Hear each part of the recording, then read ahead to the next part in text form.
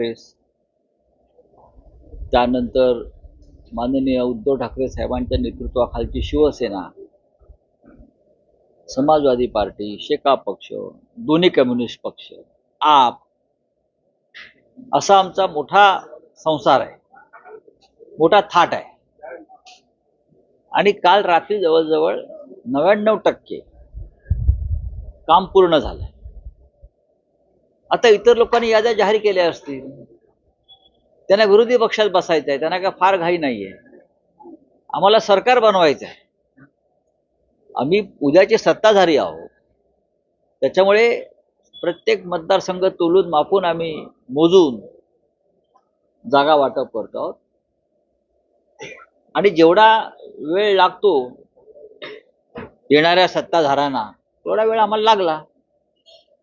मला वाटतं की आज संध्याकाळपर्यंत पत्रकार परिषद घेऊन तिन्ही पक्षांचे प्रमुख नेते घोषणा करते. मी परत सांगतो, त्याच्यामुळे कोणी चिंता करू नये. आता आम्ही थोड्या वेळाने चर्चा करून ठरवू.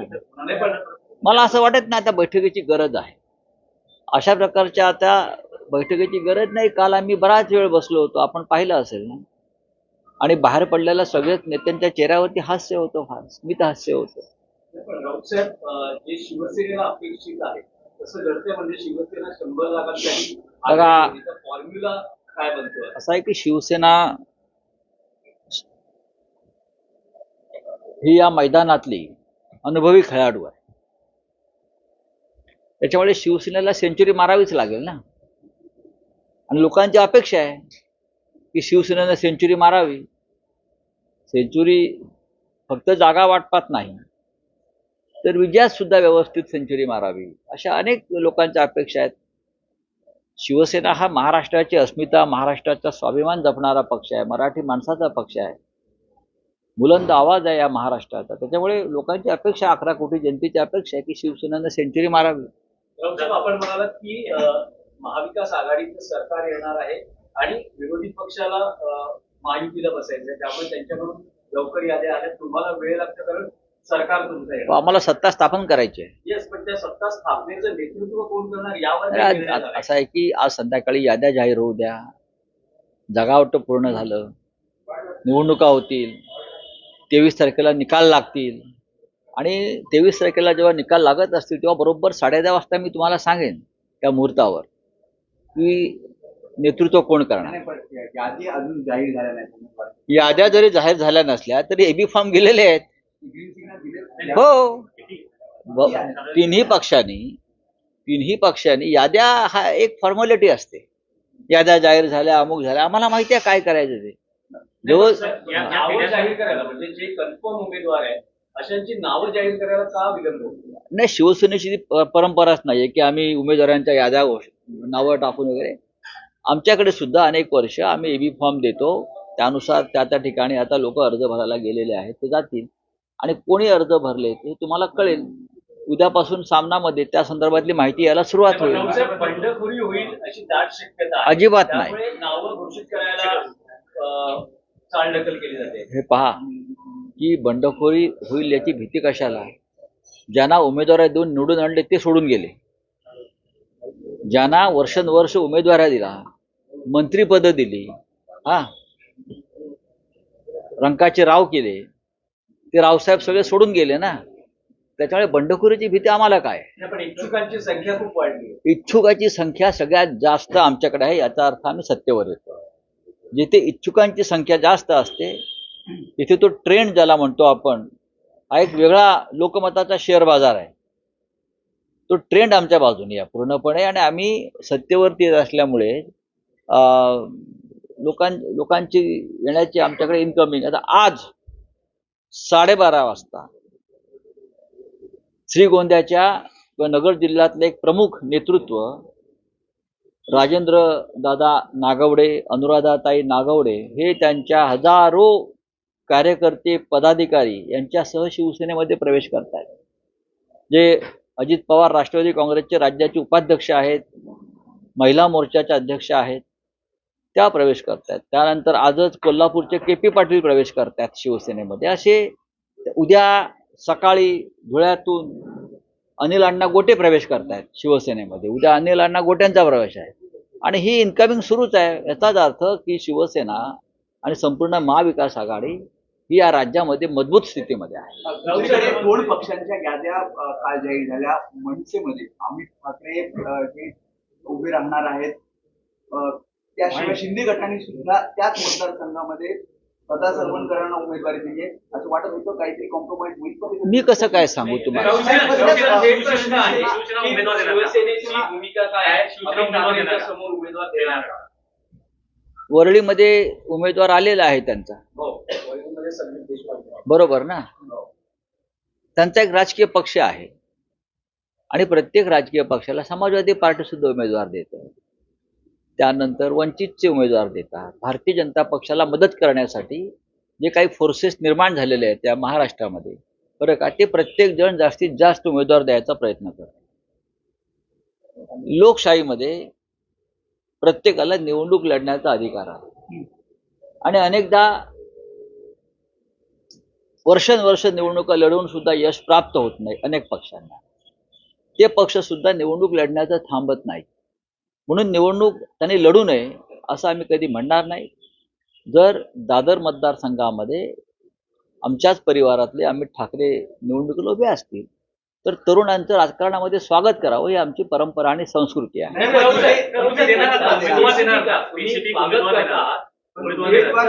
तुम्ही उमेदवार देणार का? कारण असा दावा केला की 2019ला आदित्य ठाकरे जेव्हा उभे होते वरळी, तेव्हा मनसेने उमेदवार न देता अप्रत्यक्षपणे त्यांना पाठिंबा दिला होता. दादर मतदारसंघामध्ये शिवसेना कायम लढत आलेली आहे.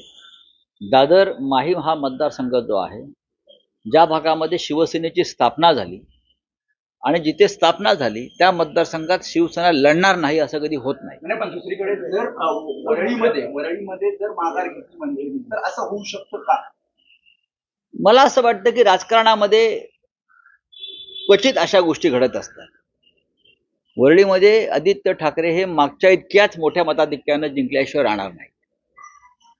वरळीची जनता यांनी आदित्य ठाकरे यांचं नेतृत्व आणि काम पाहिलेलं आहे. लोकांसाठी धावणारा असा हा तरुण नेता आमचा आहे आणि आम्हाला वरळीची चिंता अजिबात वाटत नाही. किंबहुना महाराष्ट्रामध्ये असे अनेक मतदारसंघ आहेत जे आम्ही आत्ता खात्रीने सांगू त्या जागा आम्ही जिंकतो आहोत. थेट प्रश्न आहे की दादरमध्ये पाठिंब्याच्या बदल्यात वरळीमध्ये आम्ही सौदा करत नाही कोणताही. गणित आम्ही आहे का? शिवसेना हा असा पक्ष आहे की कोणत्याही प्रकारची सौदेबाजी करत नाही. कारण आम्ही राजकारणात निवडणूक लढताना आमचे प्रमुख नेते हे कोणतंही जरी समोर आव्हान आलं तरी ते आव्हान स्वीकारून निवडणुकीला उभे असतात. आणि हा तुमचा प्रश्न त्याच्यामुळे चुकीचा आहे. नांदगावमध्ये समजा की जागा तुमच्याकडे आहे, तर अशी चर्चा आहे की समीर भुजबळ हे शिवसेना ठाकरे गटात प्रवेश करतायत, हे कदाचित उमेदवार असू शकतात. पण समीर भुजबळ, माझ्याकडे तशी माहिती नाहीये.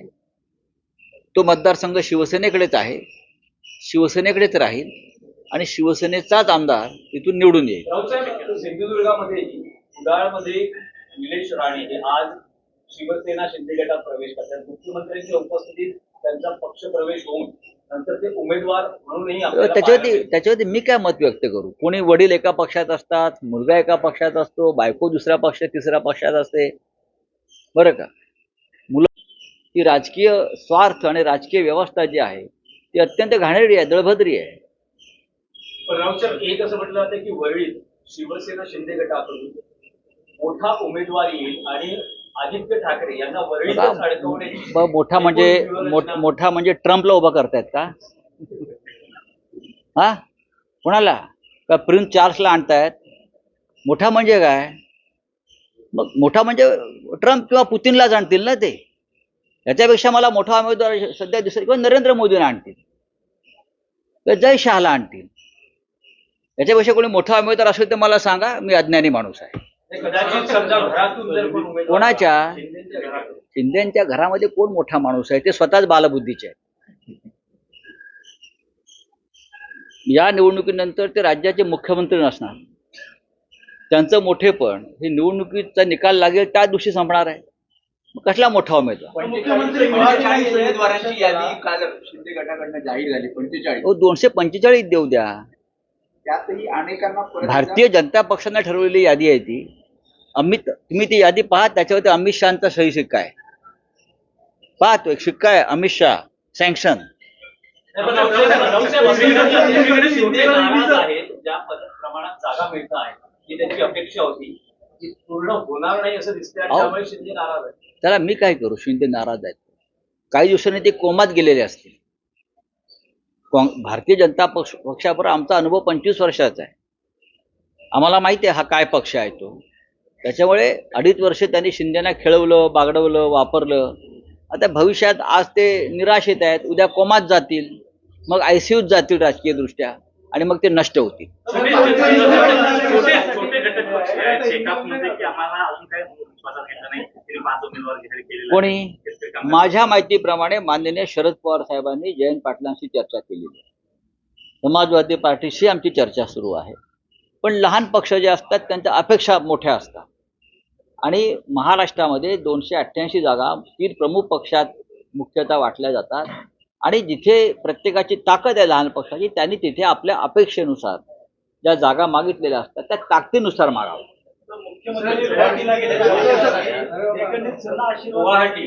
बघा, कालपासून महाराष्ट्राच्या स्वप्नामध्ये म्हशींचं हंबरण ऐकू येत आहे.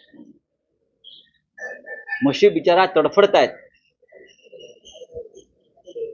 गोहत्या, गोवंश हत्या ही आहेच, पण प्राणी हत्या हा सुद्धा मनुष्य जातीला आणि मानवतेला कलंक आहे. त्याच्यामुळे गेल्या काही दिवसापासून गुवाहाटीतून जे हंबरडे आम्हाला ऐकू येत आहेत, त्याच्यामुळे राज्याच्या जनतेचं काळीज विदीर्ण झालेलं आहे. चला, थँक्यू. महाराजांनी राजीनामा दिलाय, त्यांचं असं म्हणणं आहे की वेळ 10 मिनिटंही वेळ मिळू शकला नाही गेल्या 10 महिन्यांमध्ये. मला माहित नाही, त्याच्याविषयी मी चर्चा करेन पक्षात.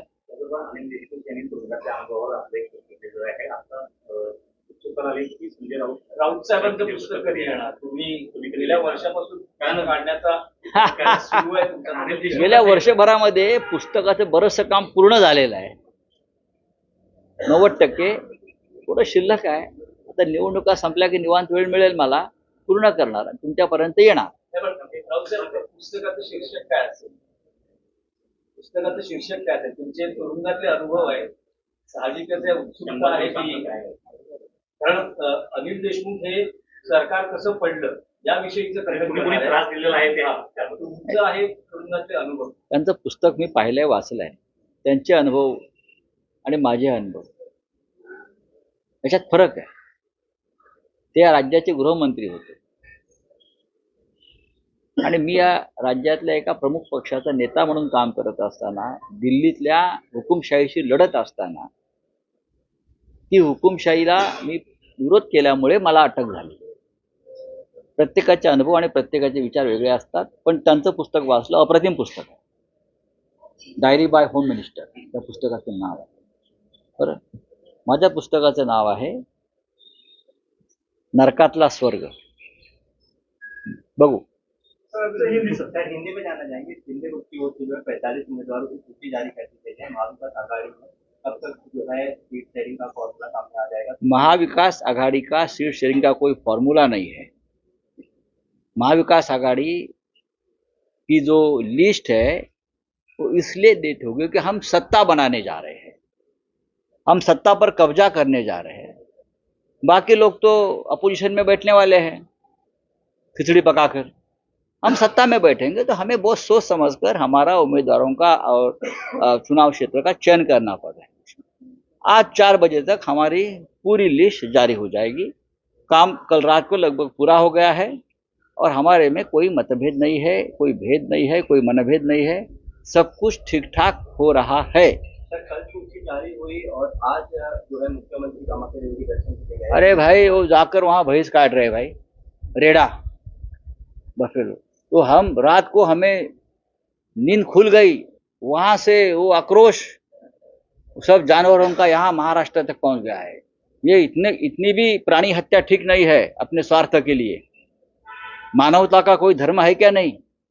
अरे जाकर वहां जाते हैं भगवान के नाम पर और पशु हत्या करते हैं. ये कौन सी चीजें चल रही है इस देश में? और मुख्यमंत्री जाकर करता.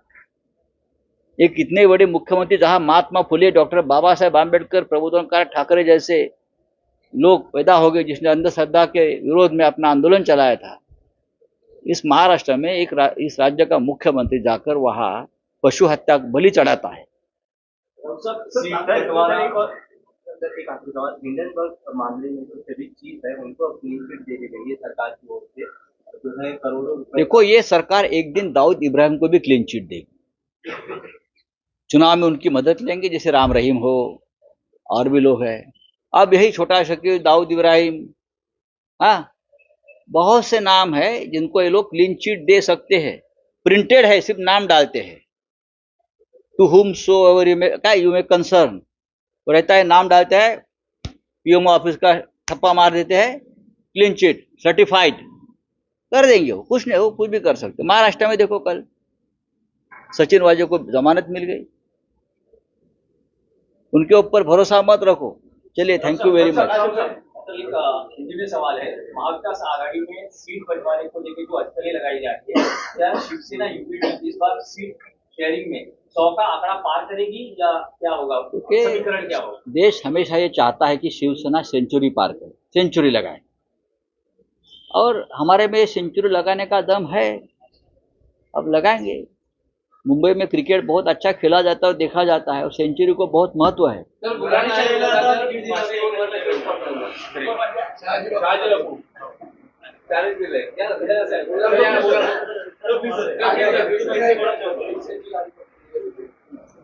जाऊ दे रे आता. तर गुलाल नाही उद्याला तर पाचवीहून मध्ये शहाजीहून पाटलांनी ओपन करेल.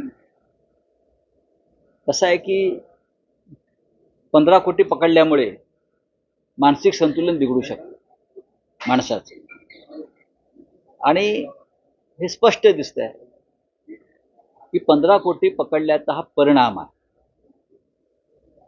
मी त्यांना दीर्घायुष्य चिंतित, त्यांच्यावरती फाशी घेण्याची वेळ आली, येणारच आहे, पण आम्ही तोपर्यंत तिथे आमचे कार्यकर्ते पोहोचवू आणि फाशीचा दोर बाजूला घेऊ.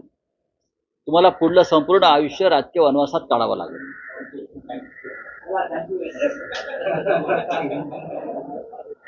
काय